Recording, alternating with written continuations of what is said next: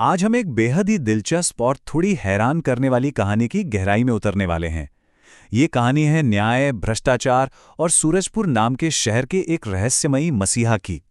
मतलब ये सिर्फ एक आम कहानी नहीं है, बल्कि उस कड़वी सच्चाई का आईना है जहां रक्षक ही भक्षक बन जाते हैं। तो चलिए, बिना किसी देरी के इस पूरी घटना की एक एक परत खोलते हैं और देखते हैं कि असल में हुआ क्या था। अब सबसे बड़ा और बुनियादी सवाल जो इस पूरी चर्चा के केंद्र में है, क्या कोई चोर कभी ईमानदार हो सकता है? जाहिर है, चोरी को हमेशा एक अपराधी माना जाता है ना, गलत कामी है। लेकिन आज की ये घटना सही और गलत के हमारे उन तय पैमानों को पूरी तरह से हिलाकर रख देती है।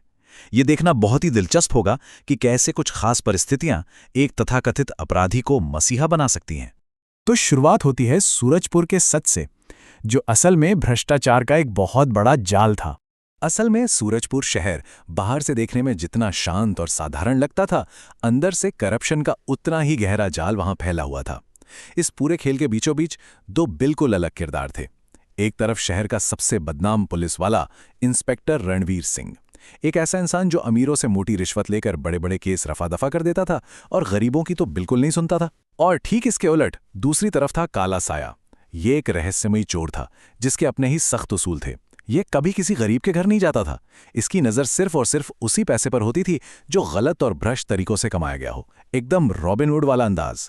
और फिर आता है वो पल, काले साये की आमद, जब ये सारा अहंकार टूटकर बिखर जाता है। तनाव तब अपने एकदम चरम पर पहुंच गया जब इंस्पेक्टर रणवीर सिंह ने एक बड़े बिल्डर से करोड़ों रुपए की भारी भरकम रिश्वत ली और बड़े ही घमंड के साथ उस पैसे को अपने घर के तहखाने में छुपा दिया। लेकिन उसी रात मौसम ने करवट ली। तेज बारिश, कड़कती बिजली और इसी तूफानी रात में शहर की गलियों से होता हुआ काला साया उस बंगले तक पहुंच गया। फिर क्या था, अचानक सारे सीसीटीवी कैमरे ठप पड़ गए। जब तक कोई कुछ समझ पाता, तहखाने का ताला टूट चुका था और वो करोड़ों का काला पैसा पूरी तरह से गायब, मानो हवा में उड़ गया हो। इसके बाद शुरू होता है नया अध्याय, गरीबों का मसीहा, जहां सवाल ये था कि ये लूट थी या मदद।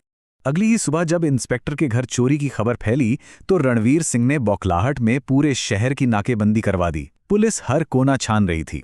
लेकिन मजे की बात तो ये है कि जहां पुलिस हलकान थी, वहीं गरीब इलाकों में कुछ चमत्कारिक घटनाएं घटने लगीं। वो जो करोड़ों का काला पैसा था ना, वो बड़ी ही चालाकी और व्यवस्थित तरीके से जरूरतमंदों में बंटने लगा। मतलब अचानक किसी गरीब के घर राशन पहुंच गया, किसी पिता को अपनी बेटी की शादी के लिए पैसे मिल गए, तो किसी का फंसा हुआ अस्पताल का बिल रातों रात क्लियर हो गया। इस एक घटना ने अचानक से कई परिवारों की जिंदगियां बदल कर रख दी।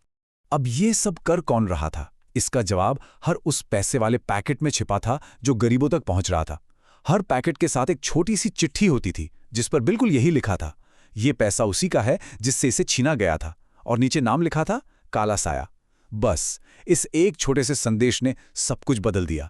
शहर के लोग उस रहस्यमयी चोर को एक अपराधी नहीं बल्कि अपना मसीहा मानने लगे। लेकिन कहानी यहीं खत्म नहीं होती। अब आते हैं अदालत के फैसले पर, जो इस पूरी घटना का सबसे बड़ा मोड़ साबित हुआ। काफी मशक्कत के बाद पुलिस ने आखिरकार काला साया को पकड़ ही लिया। जिस दिन पेशी थी, पूरा का पूरा शहर अदालत के बाहर जमा हो गया। अंदर एकदम सन्नाटा और गंभीर माहौल। जज ने सीधे उस चोर से सवाल पूछा, तुमने चोरी क्यों की? और पता है, बिना किसी घबराहट या डर के उस चोर ने मुस्कुराते हुए जवाब दिया। उसने कहा कि उसने किसी भी मेहनतकश इंसान का एक पैसा नहीं चुराया है। उसने तो बस वो पैसा वापस लिया है जो रिश्वत के नाम पर गरीबों के साथ बड़ी बेरहमी से छीना गया था। ये जवाब पूरी व्यवस्था के मुंह पर एक बहुत बड़ा तमाचा था। और बात सिर्फ जबानी जमा खर्च तक नहीं रुकी। बचाव पक्ष के वकील ने एक के बाद एक ऐसे सबूत पेश किए कि सब सन्न रह गए। सबसे पहले इंस्पेक्टर रणवीर सिंह के रिश्वत लेते हुए वीडियो फुटेज चलाए गए। फिर कुछ बेहद ही संदिग्ध बैंक रिकॉर्ड्स अदालत के सामने रखे गए और आखिर में वो दस्तावेज पेश किए गए जो तहखाने में उसी काले पैसे के साथ छिपे थे। ये तीनों चीजें मिलकर इंस्पेक्टर की काली कमाई का पूरा कच्चा चिट्ठा खोल रही थी। अदालत में मौजूद हर इंसान एकदम हैरान था।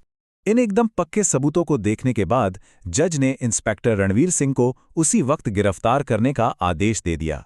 लेकिन सबसे पावरफुल बात जो जज ने उस चोर की तरफ देखकर कही, वो ऐतिहासिक थी। उन्होंने कहा, कानून चोरी की इजाजत तो नहीं देता, लेकिन इस अदालत के सामने तुमने जो सच रखा है उसने कई चेहरों से नकाब उतार दिए हैं। ये सच में एक बहुत बड़ा पल था, जहां एक गैर कानूनी काम ने एक बहुत बड़े भ्रष्टाचार की पोल खोल दी थी। और यहीं से जन्म होता है एक अमर कथा का, एक सच्चे नायक की कहानी। पुलिस काला साया के खिलाफ कोई भी ठोस सबूत पेश नहीं कर पाई, और ऊपर से आम जनता का इतना भारी जनसैलाब उसके समर्थन में खड़ा था कि उसे रिहा करना ही पड़ा। जैसी वो कोर्ट से बाहर आया, हजारों लोगों ने तालियां बजाकर उसका स्वागत किया। लेकिन उन भारी तालियों की गड़गड़ाहट के बीच अगले ही पल वो शख्स उस भीड़ में कहीं गायब हो गया, बिल्कुल एक साये की तरह। वो तो चला गया, लेकिन सूरजपुर के लोगों के लिए वो हमेशा हमेशा के लिए एक लीजेंड बन गया। आज भी सूरजपुर की गलियों में यही चर्चा होती है कि अगर कभी गरीबों पर दोबारा जुल्म हुआ तो क्या काला साया फिर लौटेगा। ये पूरी घटना हमें न्याय की उस सच्ची परिभाषा के बारे में सोचने पर मजबूर कर देती है, जहां कभी-कभी सिस्टम को सुधारने के लिए सिस्टम के बाहर जाना पड़ता है। क्या सच में सिर्फ कानून का पालन करना ही न्याय है, या फिर न्याय कानून से भी कहीं ऊपर की चीज है? ये एक ऐसा सवाल है जिसका जवाब शायद हमें हमेशा तलाशना होगा।